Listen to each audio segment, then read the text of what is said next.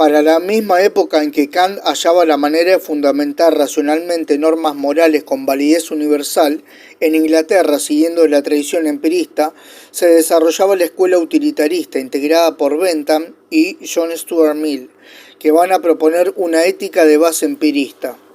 Sobre el telón de fondo de las nuevas condiciones de vida gestadas por la revolución industrial de la segunda mitad del siglo XVIII, se desarrolla la corriente utilitarista a la que le interesa la cuestión social y ve en la ética un medio para promover un mejor estado de las cosas en la sociedad. Los utilitaristas ejercieron gran influencia en la legislación y la política británica. Además de empiristas, los utilitaristas son liberales en lo político y en lo económico.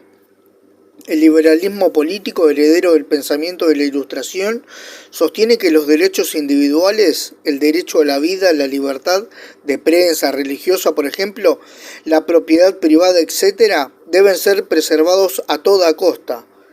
Hay un área del individuo en la cual la sociedad no tiene injerencia. En ella el individuo es libre y por ello, para el liberalismo se debe reducir la competencia del poder de las funciones de administración de la justicia, defensa del territorio, educación y salubridad, y expresamente no debe intervenir en cuestiones religiosas. Al liberalismo político lo acompaña el liberalismo económico, en la que dice que tampoco el poder político debe intervenir en cuestiones económicas, que a su vez deben de regirse por la ley de la oferta y la demanda en un mercado libre de regulaciones del poder estatal y de la acción de los monopolios o corporaciones privadas poderosas capaces de dominar el mercado.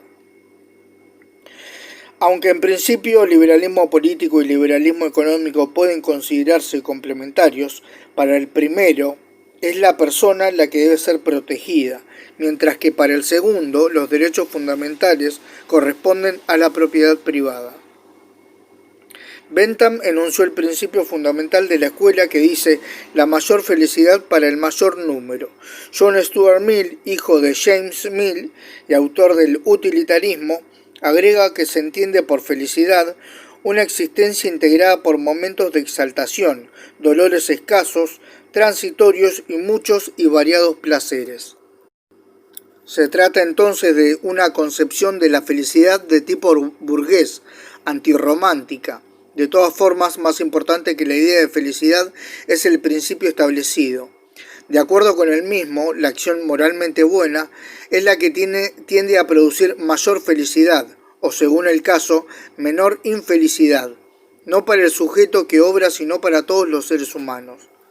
Ante la necesidad de obrar, en cada momento debemos preguntarnos cuál de los posibles cursos de acción es el que traerá mayor felicidad para todos los individuos.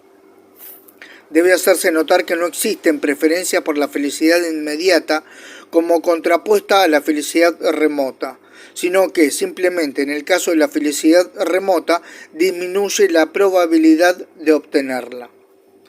Al optar por un curso de acción debe tenerse en cuenta la infelicidad que él mismo puede provocar, lo que hace que la fórmula de mayor felicidad se transforme en realidad en la mayor felicidad neta, y que a veces sea simplemente lo mejor elegir el mal menor. Entonces, según el utilitarismo, cuando hay un conflicto entre la felicidad propia y la ajena, debe resolverse de acuerdo con el principio de felicidad neta, lo que supone que el utilitarismo no es egoísta, porque no privilegia al sujeto que debe decidir, pero tampoco es altruista, es decir, no preconiza el sacrificio por los demás. El utilitarismo considera que las reglas morales del tipo no matarás, etc., deben valer como reglas indicativas. Normalmente son útiles y es bueno seguirlas, pero pueden darse excepciones si la aplicación de la regla en un determinado caso provoca consecuencias infelices. A su vez, el utilitarista no es formalista, no está dispuesto como Kant a respetar las normas con independencia de las consecuencias. Hay situaciones en las cuales es muy difícil aplicar el criterio utilitarista, ya que no se puede prever todas las consecuencias de las acciones. El utilitarista está dispuesto a admitir que el fin justifica los medios cuando, en primer lugar, el bien del fin supera la suma total de males que los medios provocan. En segundo lugar, el fin debe alcanzarse, es decir, no debe haber errores. Y tercero, el fin no puede obtenerse por otros medios. Aunque el utilitarista se desentiende de las motivaciones que llevan a los actos, juzga que los mejores motivos son aquellos que llevan de un modo más regular a mejores acciones y que peores motivos son los que llevan menos frecuentemente a buenas acciones. Las posiciones de Mill se prolongan en la filosofía política liberal contenida en su ensayo sobre la libertad de 1859, en el que sostiene que la sociedad no puede impedir a ninguno de sus miembros realizar determinadas acciones o sostener ciertas creencias por el hecho de considerar que tales acciones o creencias no son buenas o nobles o que pueden perjudicar al sujeto que la practica. El único motivo que puede llevar legítimamente a la sociedad a inmiscuirse en la libertad de uno cualquiera de sus miembros es la protección de la sociedad o de la libertad de otros miembros, o sea, de la mayoría.